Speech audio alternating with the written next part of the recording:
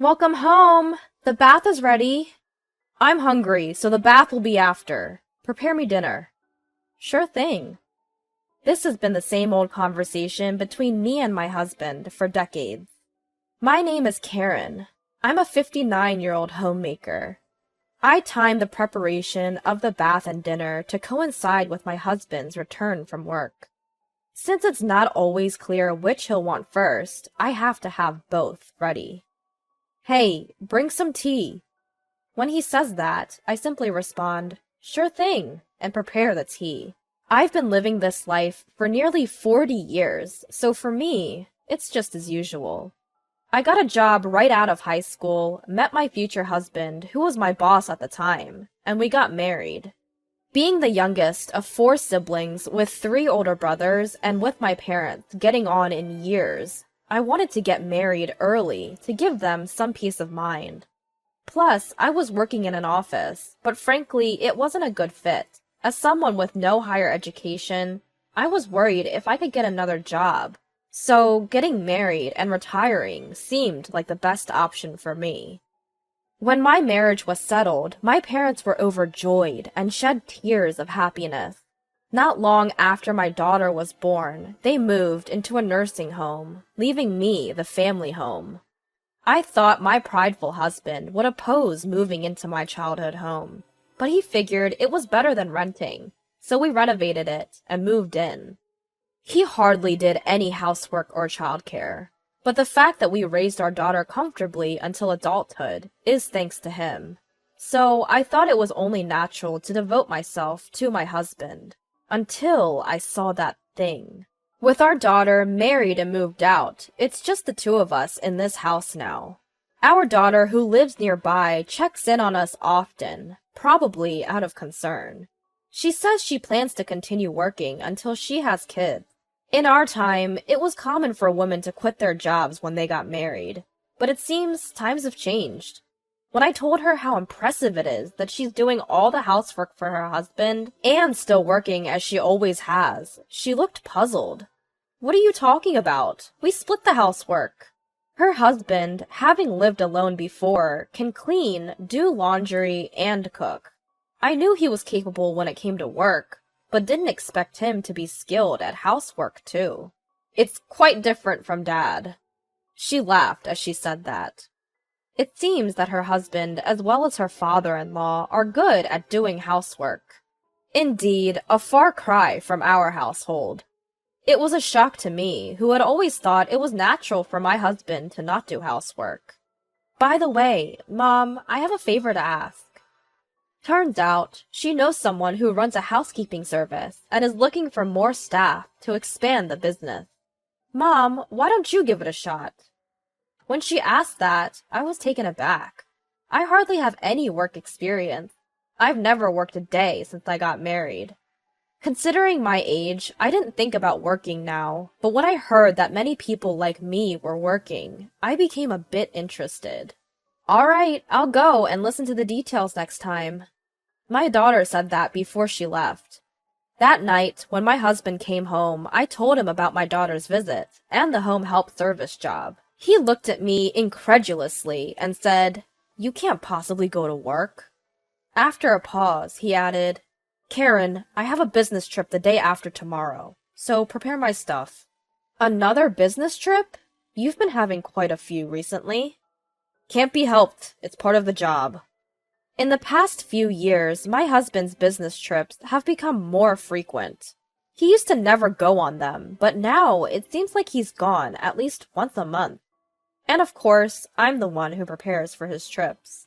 I was also preparing for this trip, but due to the bad weather lately, the laundry didn't dry properly. I had forgotten to add one of his spare dress shirts. This had never happened before, and I thought it might be because I was getting old. But I couldn't embarrass my husband, and I thought I might still have time. So I called my husband, who had already left home. I called his cell phone several times and even sent an email, but there was no response. Then I realized that he had left his cell phone at home in the bedroom. My husband, who is not very interested in cell phones, occasionally forgets it when he goes to work. He doesn't seem to have much trouble because he doesn't go out much at work, But I suppose it's a different story when he's on a business trip. In a panic, I called his office. The person who answered was one of his subordinates. When I told him that my husband had forgotten something for his business trip and I needed to contact him, he said, "Business trip? Please wait a moment." Which made me wonder. Even though he's a direct subordinate, he doesn't know about his boss's business trip? As I was thinking this, I was told, "I'm sorry, he seems to have gone straight to his business trip destination without stopping by the office." I asked about my husband's business trip destination and his companion, but they said they couldn't disclose that information. I was told something about the company's confidentiality obligation, and I agreed to have them tell my husband about the forgotten item instead. After a while, I heard a car stopping outside, and the doorbell rang. It seemed that my husband had come back home because he had received a call from the office. I apologized to my husband and handed him his dress shirt and cell phone. When I saw my husband off outside, I saw a woman sitting in the driver's seat. I nodded slightly to her, but she ignored me. I watched my husband get into the car with a somewhat unpleasant feeling. My husband returned home 2 days later in the evening. As soon as he came back, he said, "Bath." But I hadn't started heating it yet. There was no notice of his return, so I had no idea when he would be back. Besides, it was earlier than his usual return time. Then my husband became grumpy and said, "Then let's eat first." So I quickly made dinner and served it. As I set the meal before my husband, I asked him, "How was your trip?" However, he barely responded. "You wouldn't understand even if I told you. You've never worked." Words that belittled me seemed to come naturally from his lips. I let out a sigh. Claiming fatigue, my husband finished his meal and went straight to the bath and then the bedroom. Remembering my daughter's conversation, I called her and said, "I want to hear more about the housekeeping service job." For the 40 years since I got married, all I did was household chores and child rearing, so even if I thought about working, I believed I wouldn't be able to do anything. But with a housekeeping job, I might be able to put the 40 years that seemed wasted to good use. With my daughter out of the house and my time alone at home increasing, I also wanted to have a bit more interaction with people, so I decided to give the housekeeping job a shot. My husband was against it, but I obtained his approval by ensuring that I wouldn't be out of the house when he's home and that I would continue to keep the house clean as usual.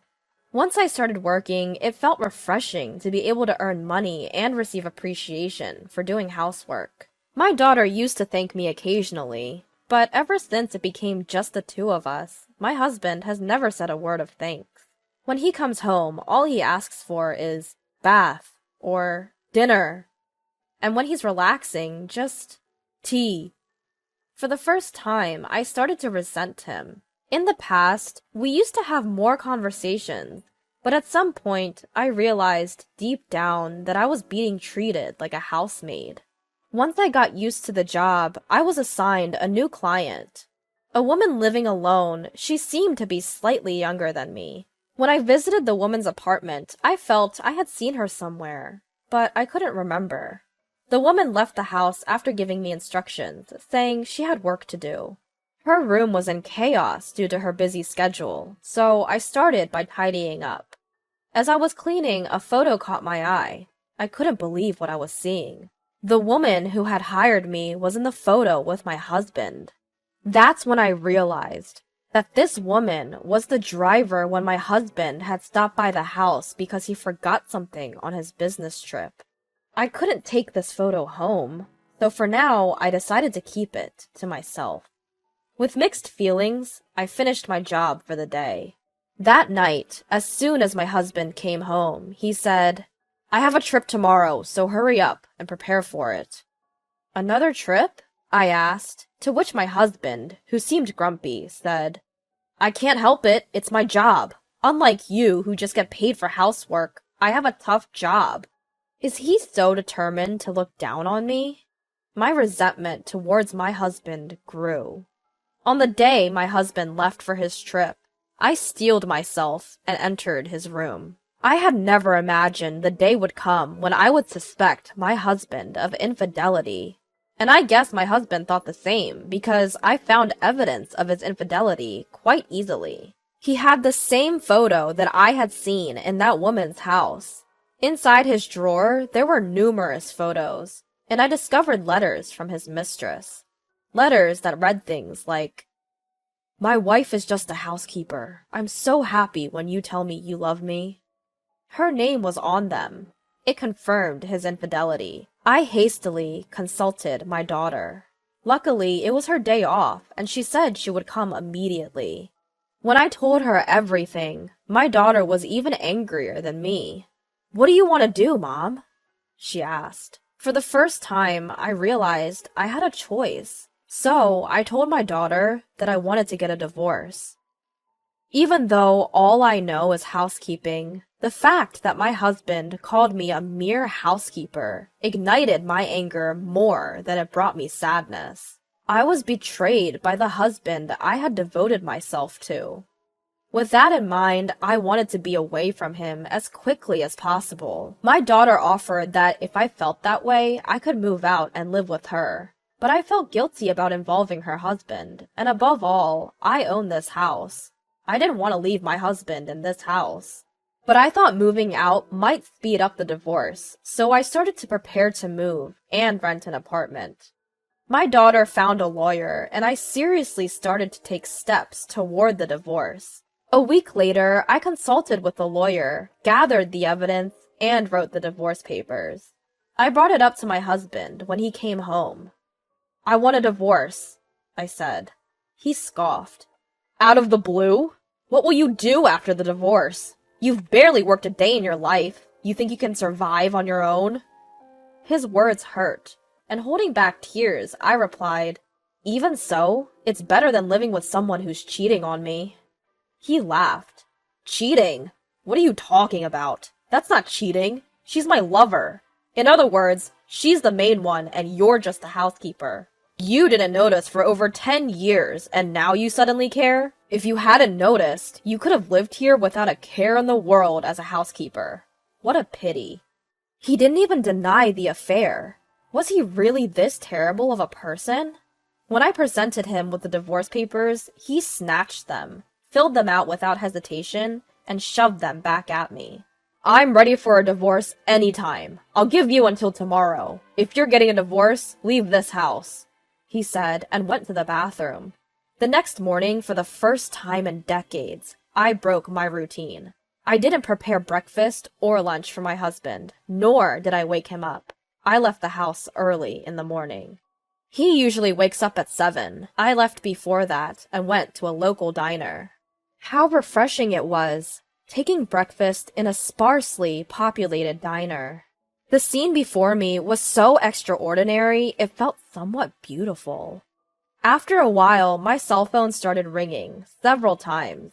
It was from my husband. Not the type to text, he usually prefers to call. Chances are, if I answer, he'll just end up berating me. Ignoring him, I turned off my phone. After relaxing at the diner, I went to the local office. As soon as the office opened, I filed the divorce papers. While my husband was at work, I decided to go home and pack up my stuff. But surprisingly, my husband was still at home. "Where the hell have you been? It's your fault I'm late. I can't go to work now, so I've said I gotta go to the hospital and take the day off." Well, it's not surprising a man who's never woken up by himself can't do it now. But taking the day off work, just like that. What an idea. I didn't feel like arguing with him, so I just ignored him and started packing. "Ah, so you've decided to leave.